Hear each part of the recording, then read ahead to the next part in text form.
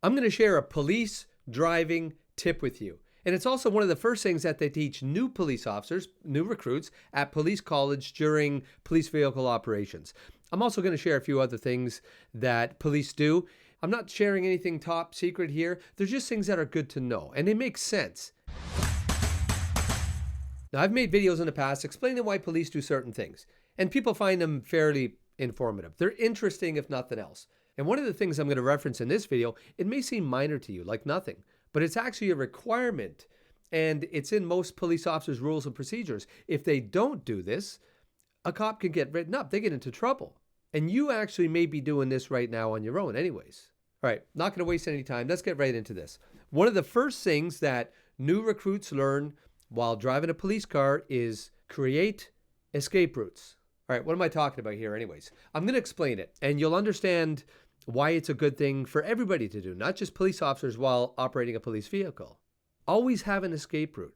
You never know when you're going to be in a situation where you need to get somewhere in a hurry and you need to kind of break free of traffic.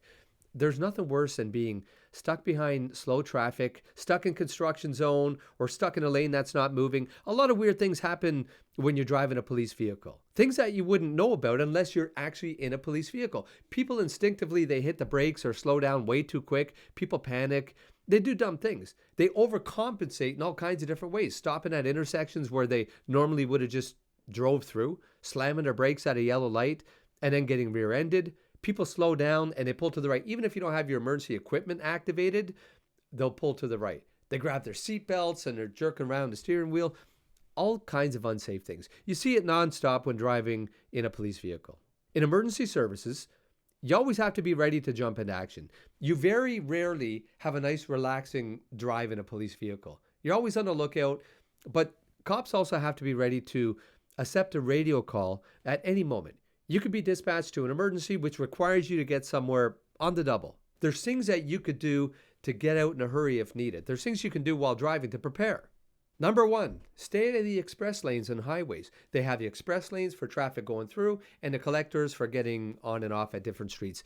And let me tell you, the only problem with the express lanes is once you're in there, you're usually in there for a while. And if there's an accident, if there's something that takes place, you're stuck there for a long time. And if you're, again, in an emergency services vehicle, you need to get past that. You need to get out of there in a hurry.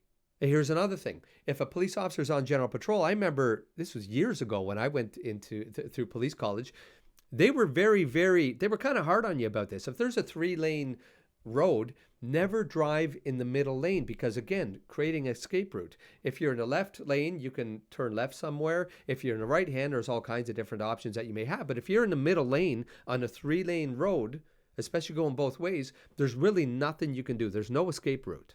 Another one, don't pull up too close to the vehicle in front of you, okay, when you're stopped at an intersection, especially if you're on a hill. You have to be able to kind of get out of the way. If there's somebody coming up behind you kind of fast and maybe you notice they're not paying attention, instead of getting rear-ended, that gives you a little bit of space to move up. If there's a hill at all, a little bit of a decline, and you're behind a big trucks, when they put that thing into gear, sometimes they roll back a few feet. I've seen trucks roll back 6 feet before they get going. If you're 2 feet away from the vehicle in front of you, a big truck, and it's their turn to go, they could back right into you. So always leave room for the vehicle in front of you. Parking lots. Don't drive with your nose into a row of parking. If there's vehicles on either side, don't just drive in with your nose in, okay? For a variety of different reasons. You want to be able to create an escape route, and that's what I'm getting back to again here. Creating an escape route, even for yourself. If I'm in a parking lot, half the time I go to a store, I park, and I'm on my phone catching up. God knows what I'm doing, but I might be there for a bit. Listen, there's carjackings. There's all kinds of different things, robberies that take place. If I'm in my vehicle and there's a car in front of me because I pulled in nose first, there's nothing I can do. There's nowhere I can go. If I was approached, no matter what the situation, I want to be able to get the heck out of there and hurry. Especially going back to driving a police vehicle, you always want to be able to drive out in a hurry. But this is good for anybody. It's not just police officers. It's good for anybody. Again, I do this all the time. Create an escape route in a parking lot if there's an emergency situation, a way to get the heck out of Dodge fast. I made a video not too long ago, and I spoke about The fact that police officers, especially at the station, this I'm going back to rules and procedures here, have to back their police vehicles in. They're actually required to back their vehicles in. There's nothing worse. And listen, these things happen, but if there's an emergency call, you're at the station, there's a bunch of people leaving in a hurry, and you got some people that are backed in, some people that drove in, and they have to back out, and they've got to be careful looking behind them because there's cop cars going behind them. No, everybody backs in a row. You get the heck out of there really fast. It's actually a requirement, and it makes sense.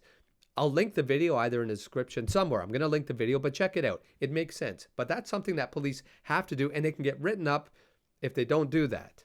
Listen, I don't know if all the information in this video is relevant to your own driving. Again, you don't always think in terms of creating an escape route. However, you don't want to get stuck. And again, some of the things I mentioned in this video, it may seem like nothing, but they make sense when you think it through. Or not. Maybe you disagree with me. And if you do, please let me know in the comments. And if you have anything to add as well, please let me know. You're basically letting people know in the comments because people find this stuff very interesting. I do anyways. So, what happens when the police pull you over? They activate their lights and sirens, you pull to the right. Sometimes they're sitting in their car for a while. They approach you, you get your driver's license, your ownership. Then they go back to the car. What's taking them so long? What can they find out about you from your driver's license? What can they find out about you from the license plate? If you're not the registered owner of the vehicle, what kind of checks can they do? Are you safe? Your passengers? Listen, I made a video where I get into the process. Everything that happens when police pull you over. It actually is very informative. Please check it out. I really appreciate you taking the time to watch. And until the next video, stay sharp, stay safe, stay Canadian.